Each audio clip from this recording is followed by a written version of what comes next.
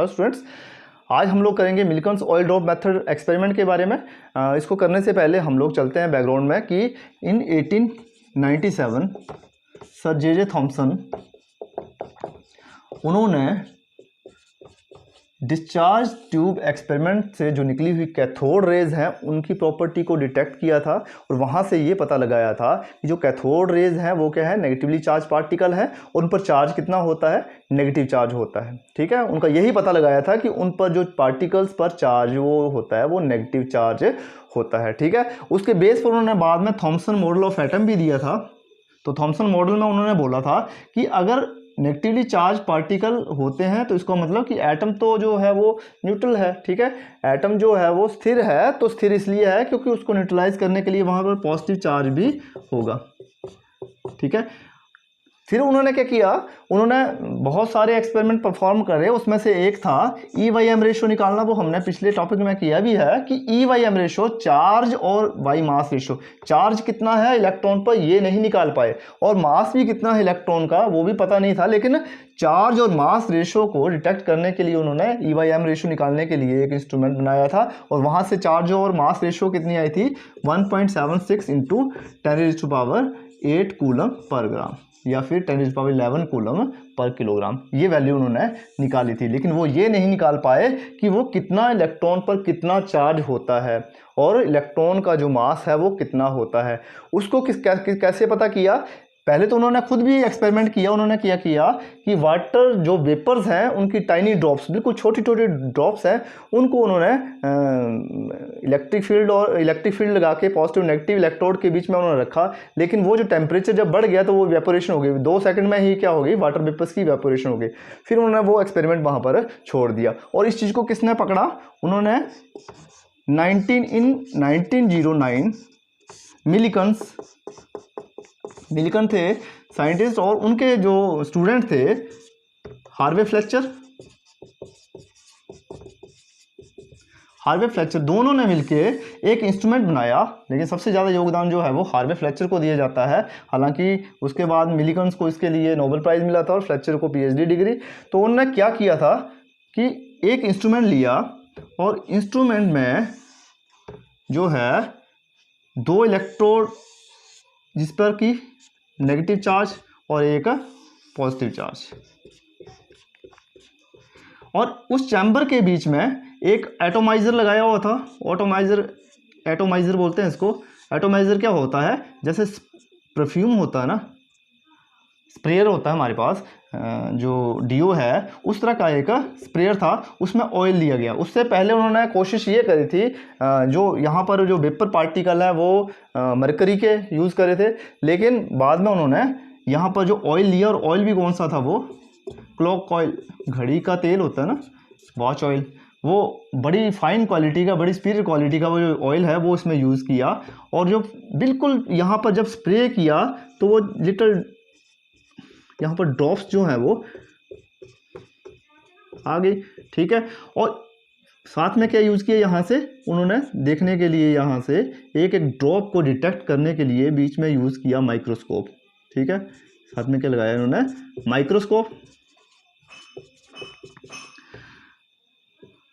जब यहाँ से एक्सरे छोड़ी गई, तो एक्सरे जब छोड़ी गई तो ये पार्टिकल्स क्या हो गए, ये पार्टिकल आयोनाइज हो गए, क्योंकि एक्सरे जो है वो इन पार्टिकल्स को, ड्रॉप्स को उन्होंने क्या किया, आयंस में कन्वर्ट कर दिया। मतलब यहाँ से अगर मान लो ये पॉजिटिव और नेगेटिव चार्ज पार्टिकल है ना, तो यहाँ से एक्सरे ने क्या किया, यहाँ से नॉकआउट कर दिया पार किसको, इलेक्ट्रॉन को। तो नेचुरली ये ड्रॉप्स क्या हो गई, इस तरह की ड्रॉप्स अगर मान के चलें तो ये यहाँ मैं बना देता हूँ ड्रॉप, इस तरह की ड्रॉप है। यहाँ पर इलेक्ट्रिक फील्ड, यहाँ पर ये जो इलेक्ट्रिसिटी दी हुई है, नेगेटिव चार्ज प्लेट है और ये पॉजिटिव चार्ज है, ऐसे इनको जोड़ा हुआ है एक जो डायलर है। ठीक है, डिटेक्ट करने के लिए कि कितनी यहाँ पर वोल्टेज दी है।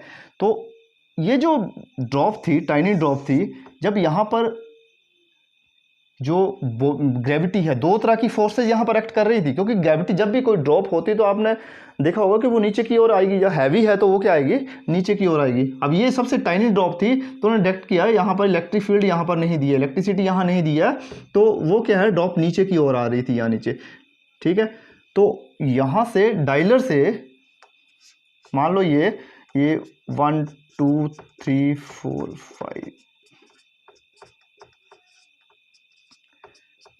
तो जब यहाँ पर वोल्टेज जो है वो मैक्सिमम थी, तो इसका मतलब यहाँ पर इसकी जो इलेक्ट्रिसिटी जो है वो बढ़ गई।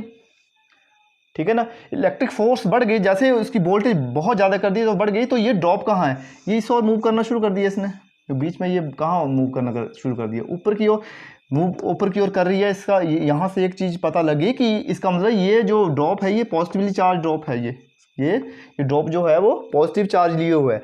अब क्या हुआ कि यहाँ से डायलर से मान लो वोल्टेज कम कर दी, जैसे 2 पर कर दी, ठीक है, तो ये ड्रॉप कहाँ आ गई, नीचे की ओर आई। नीचे भी आके यहाँ नीचे टच नहीं कर रही थी, ये क्यों नहीं कर रही थी, क्योंकि ये भी पॉजिटिव चार्ज है और इसका भी पॉजिटिव चार्ज है ये रॉड का। तो क्या होता है, सेम चार्ज रिपेल करते हैं और अपोजिट चार्जेस क्या करते हैं, अट्रैक्ट करते हैं। ठीक है, तो हुआ क्या कि एक ऐसी स्थिति आई, क्योंकि एक ड्रॉप को डिटेक्ट कर रहे थे, एक ऐसी स्थिति आई जहां पर कि जो ग्रेविटी है, फोर्स ऑफ ग्रेविटी जो थी वो क्या किसके बराबर थी, फोर्स ऑफ इलेक्ट्रिसिटी। मतलब कि डायलर की मदद से एक इसको ऐसे सेट किया गया कि एक ऐसा पॉइंट आ गया कि जिसके बीच में वो जो जितनी फोर्स जो है, फोर्स ऑफ ग्रेविटी लग रही थी, उतनी ही जो फोर्स ऑफ इलेक्ट्रिसिटी लग रही थी। तो क्या हो गया, एक तरह का टग ऑफ वार हो गया कि खींचा तानी में एक दूसरे के जो है वो फोर्सेस को रिपेल किया। तो ये जो ड्रॉप है ये बीच में ही यहाँ पर सेटल हो गई। ठीक है, तो यहाँ से जब वहाँ से फ़ायदा ये हुआ कि माइक्रोस्कोप की मदद से उसको जब डिटेक्ट किया गया, उसको जांचा परखा गया, तो वहाँ से उसका चार्ज निकालना आसान हो गया और वहाँ से कुछ वैल्यूज़ ली। तो जब इस तरह की जो ड्रॉप्स थी, क्योंकि एक ही ड्रॉप नहीं थी यहाँ पर, ठीक है, कुछ ड्रॉप्स छोटी थी और कुछ ड्रॉप्स क्या थी, बड़ी थी। तो सभी को जब एक एक ड्रॉप को एनालाइज किया गया, बीच में बहुत सारी ऐसी ड्रॉप्स को एनालाइज किया गया, किसी का साइज छोटा था, किसी का साइज बड़ा था, तो अलग अलग ड्रॉप्स को जब एनालाइज किया तो एक ज़बरदस्त आंकड़ा वहाँ से आया।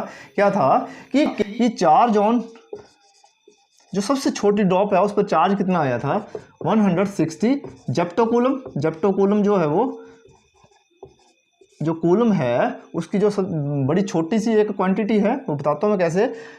एक जो थी उस पर ये आया था, या कुछ जो उससे थोड़ी सी बड़ी थी उस पर कितना चार्ज आया था, जेप्टोकूलम। थोड़ी सी बड़ी थी, कुछ ऐसी थी जिनका जेप्टोकूलम इस तरह से। ठीक है, तो एक अल्टीमेटली अगर इसको बड़े सही तरीके से उसने एनालाइज किया तो उसने देखा कि ये तो मल्टीपल है किसका, 160 का मल्टीपल आ रहा है, ये 160 जेप्टोकूलम का मल्टीपल, मतलब इसमें 160 है। अगर ये है तो यहाँ पर कितना है, 1 × 160, और ये जो है this is a multiple of 2 जेप्टोकूलम, और ये 3, ये जो मल्टीपल है, मतलब ये जो एक होल नंबर है उसका मल्टीपल आ रहा सारा। तो उसके बेस पर उसने इस तरह से, ये this is number of times, उसने क्या दिया कि चार्ज इज इक्वल टू किसके बराबर होता है, n × e। ठीक है, ये इस पे जो चार्ज है वो किसके बराबर है, नंबर × e। ये जो नंबर है this is a whole number, समझ गए। तो यहाँ से ये जो किस में आया था, ये जेप्टोकूलम में। मैं इसको यहाँ से ये जेप्टोकूलम को समझेंगे हम लोग, और बाद में चार्ज कैसे आया। कि हमें पता है कि डेसीमीटर जो है वो किसके बराबर होता है, डेसी किसके बराबर होता है, 10⁻⁻1, सेंटी 10⁻², उसके बाद मिली, छोटी क्वांटिटीज़ हैं ये, मिली कूलम बोले तो 10⁻3, उसके बाद माइक्रो, ये नॉलेज के लिए काफ़ी सही है आपके लिए अगर। उसके बाद माइक्रो के बाद क्या आता है, नैनो, नैनो टेक्नोलॉजी सुना होगा आपने, नैनो का भी सुना है, -9। उसके बाद नैनो के बाद पिको 10⁻12, फिर फेम्टो फेम्टोकूलम 10⁻⁻15, उसके बाद एटो -18 और फिर क्या आया था जेप्टो -21। मतलब हम ये बोल सकते हैं कि अगर चार्ज को हम लोग मान के चलें और ये जो क्वांटिटी है Q = N × E, तो चार्ज अगर 1 है तो यहाँ पर कितना आया था 160 जेप्टोकूलम। तो जेप्टोकूलम कितना होता है 10⁻21 कूलम को जेप्टोकूलम बोलेंगे, ठीक है। और इसको हमने अगर सिंप्लीफाई करना है तो 160 को अगर डिवाइड कर दो आप 100 से, और यहाँ पर 10⁻21 है कूलम, इसको आप मल्टीप्लाई कर दो, 100 से मल्टीप्लाई कर दिया, 100 से डिवाइड कर दिया, तो क्या आया यहाँ से डेसिमल कितना आया। इसको साइंटिफिक नोटेशन में करके हम क्या कर सकते हैं 1.60 × 10⁻, यहाँ 2 जीरो है तो माइनस हो जाएंगे, -90 कूलम। और यही क्या था चार्ज ऑन इलेक्ट्रॉन। अब यहाँ पर इलेक्ट्रॉन की बात करें चार्ज, तो इसकी मैग्नीट्यूड नेगेटिव होनी थी, और अगर यहाँ पर पॉजिटिव किया होता 1.60 × 10⁻19 कूलम जो है वो किसका था चार्ज ऑन जो पॉजिटिव चार्ज पार्टिकल है, जो ड्रॉप पे चार्ज आया था वो किसमें था पॉजिटिव 1.60 × 10⁻19 कूलम। लेकिन एक जो क्वांटिटी निकाली थी, जो वैल्यू ली थी वो क्या कितनी थी चार्ज पे Q = NE जो निकाला था वो इस तरह से मिलिकन ने मिलिकन ऑयल ड्रॉप मेथड के जरिए ये निकाला था, ठीक है। इसकी सहायता से हम लोग एक क्वेश्चन सॉल्व करते हैं। चलिए हमारे पास क्वेश्चन है कि in Millikan's experiment static electric charge on oil drop has been obtained by shining X-rays. X-ray हमने डाली तो वहाँ पर जो चार्ज आया ऑयल ड्रॉप पे चार्ज कितना आया -1.28 × 10⁻18 कूलम। तो हमने निकालना है कि how many numbers of electrons are there. तो यहाँ से हमें पता है, हमने यहाँ से अभी निकाला कि चार्ज ऑन इलेक्ट्रॉन कितना होता है, चार्ज ऑन ड्रॉप कितना होता है Q = N × E charge on electron. तो यहाँ से नंबर निकाल सकते हैं, N कितना आता है Q/E। अब चार्ज कितना आया, यहाँ से कितना दिया हो चार्ज, गिवन चार्ज 1.282 × 10⁻18 कूलम। और यहाँ से चार्ज ऑन इलेक्ट्रॉन, एक इलेक्ट्रॉन पे चार्ज कितना था 1.602 × 10⁻19 कूलम। जब इसको यहाँ से सिंप्लीफाई किया गया तो हमारे पास ये ऑलमोस्ट कितना आया, यहाँ से ऊपर जाएगा तो ये 10 हो जाएगा, और इसको किया सिंप्लीफाई तो हमारे पास 0.800 × 10, ठीक है। तो अगर इसको, और कूलम जो है चार्ज है यहाँ पर, तो यहाँ से हमारे पास कूलम से कूलम कैंसिल आउट हो गया, तो कितना आया ये 10 से अगर इसको मल्टीप्लाई करेंगे कितना आया 8.0, मतलब 8 इलेक्ट्रॉन्स विल बी देयर।